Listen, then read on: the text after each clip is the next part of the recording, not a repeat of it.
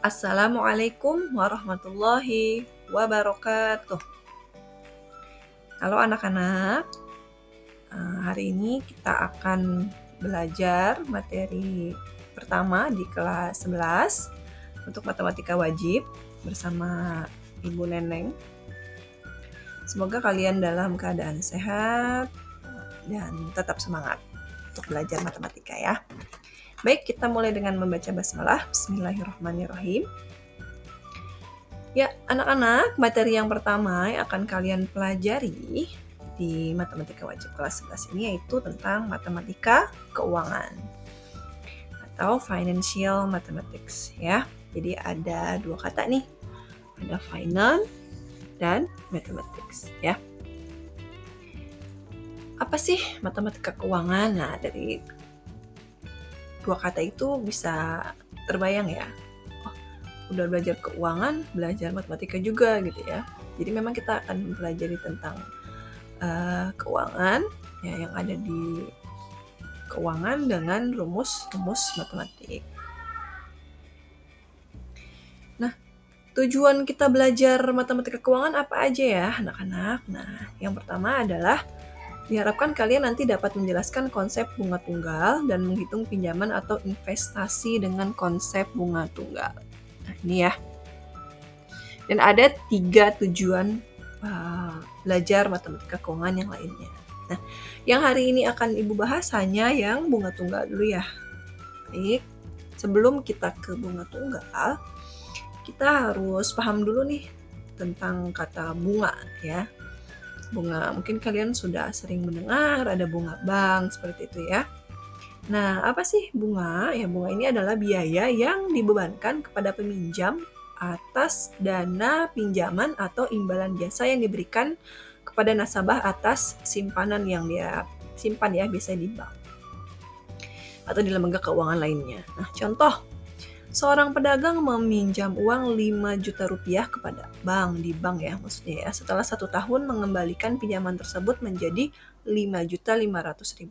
Nah, mari kita identifikasi dari cerita tersebut ya. Yang pertama, uang yang dikembalikan lebih besar. Lebih besar berapa? 500.000. Dari mana? Lihat sini.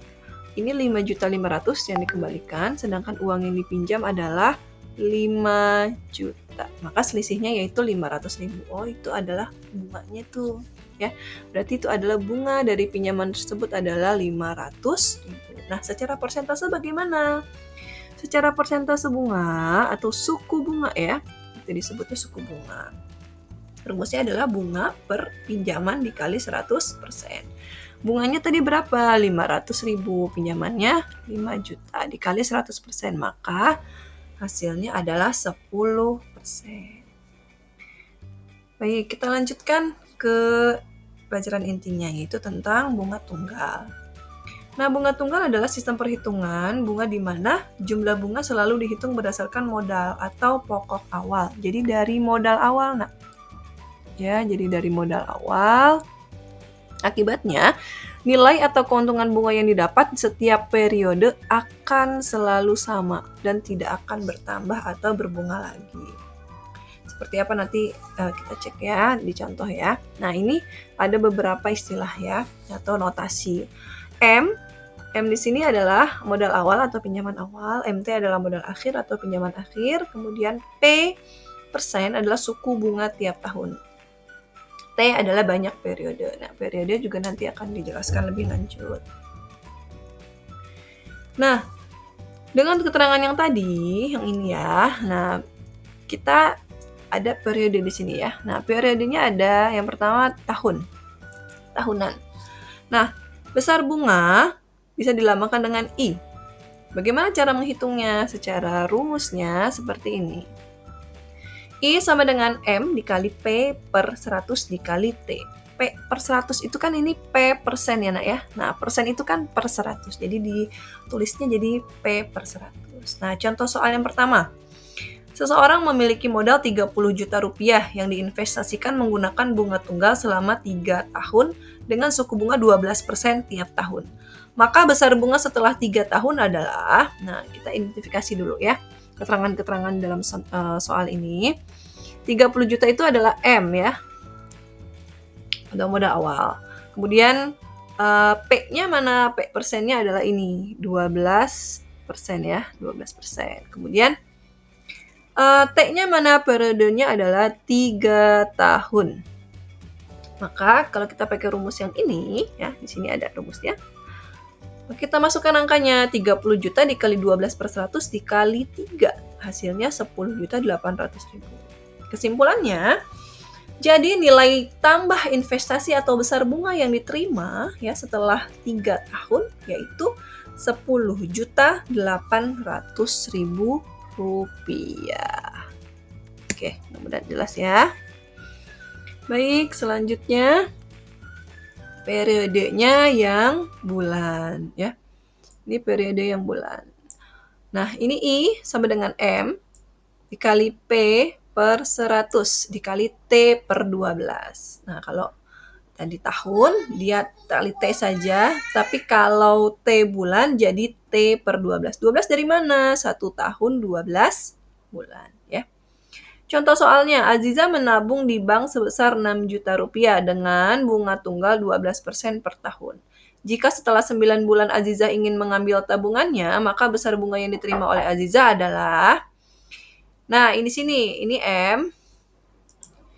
Baik, tadi ya, ini M-nya adalah 6 juta, P-nya 12% per tahun, T-nya periodenya adalah 9 bulan. Nah, setelah 9 bulan berapa sih bunga yang diterima oleh Aziza? Ini caranya ya. 6 juta dikali 12/100 dikali 9 per 12. Hasilnya 540.000. Jadi, nilai tambah tabungan atau besar bunga yang diterima Aziza setelah menabung selama 9 bulan adalah 540.000 rupiah.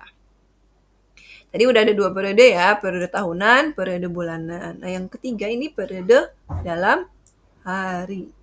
Ya.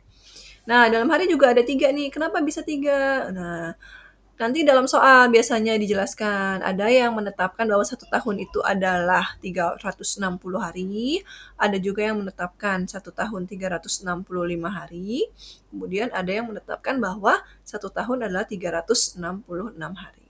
Nanti tergantung dari soal, seperti soal di bawah ini. Ibu Sari meminjam uang di koperasi sebesar 6 juta rupiah dengan bunganya 6% per tahun.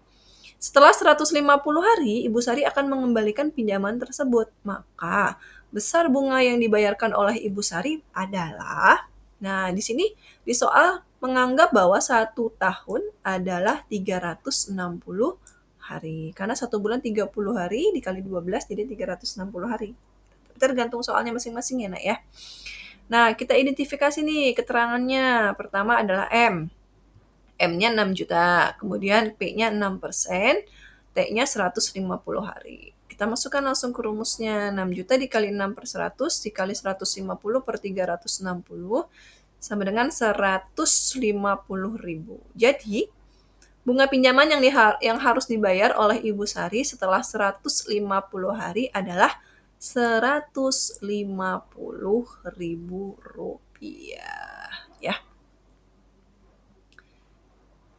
Kita lanjut. Nah, nanti kita yang terakhir adalah mengetahui modal akhir atau pinjaman setelah dibungakan. Dari contoh-contoh soal tersebut kan dapat diketahui ya bahwa ternyata MT atau modal akhir itu didapat dari modal awal ditambah bunganya gitu ya. Nah, ini ada dari contoh yang pertama tadi 30 juta ditambah 10.800.000. Oh, berarti nanti hasil investasi akhirnya yaitu 40.800.000. Kemudian dari contoh yang kedua nih. Tadi dia Aziza nabung 6 juta, dapat bunganya 540.000. Berarti dia uang terakhirnya itu 6.540.000. Kemudian yang ketiga tadi Ibu Sari meminjam 6 juta, kemudian dapat membayar bunga 150.000 rupiah ya. Jadi pinjaman yang harus dia kembalikan adalah 6.150.000 rupiah. Nah, dengan kata lain ya, besar bunga juga dapat dihitung seperti ini nih anak-anak. Jadi dari rumus yang atas ya, dari sini kita turunkan rumusnya seperti ini. Maka besar bunga itu bisa diperoleh dari investasi akhir atau pinjaman akhirnya dikurang dengan investasi awal atau pinjaman awalnya. Oke, nih dari rumus yang ini ya, kita kembangkan soalnya seperti ini. Ada soal, Pak Hadi menabung di bank sebesar 12 juta rupiah. Setelah 4 tahun tabungannya menjadi 14 juta 880 ribu rupiah dengan bunga tunggal. Berapa persen suku bunga tahunan? Yang ditanya suku bunga tahunan ya yang ditetapkan oleh bank. Nah, kita identifikasi dulu keterangan-keterangannya ya. Yang pertama ada M atau modal awalnya 12 juta. Kemudian MT tabungan akhirnya yaitu 14.880.000 dan periodenya adalah 4 tahun ya. Berarti ini pakai yang tahunan. Nah, karena tadi pakai rumus yang ini nih, kita cari tahu dulu nih ya, sebenarnya besar bunganya berapa? Oh, berarti 14.880.000 rupiah dikurangi 12 juta rupiah, hasilnya adalah 2.880.000 rupiah untuk 4 tahun.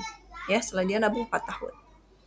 Yang ditanyakan bunga per tahun ya. Nah, ini caranya I sama dengan M dikali P per 100 kali T. Nah, dari sini kita turunkan rumusnya jadi seperti ini.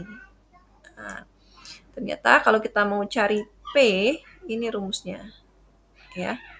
P sama dengan I dikali 100 per M dikali T. Jadi 2.880.000 rupiah dikali 100 dibagi 12 juta dikali 4. Hasilnya adalah 6%. Kesimpulannya, jadi suku bunga tahunan yang ditetapkan oleh bank ya adalah 6% per tahun. Seperti itu anak-anak ya. Silakan dipelajari dengan baik ya, dibaca-baca kembali materi hari ini, diulang-ulang sampai paham ya, kemudian dibuat catatan kecilnya ya.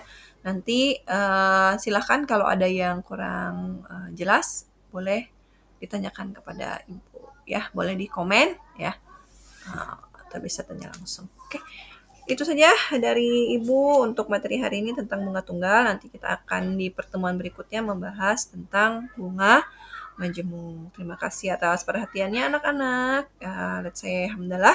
Alhamdulillahirrabbilalamin. Wassalamualaikum warahmatullahi wabarakatuh.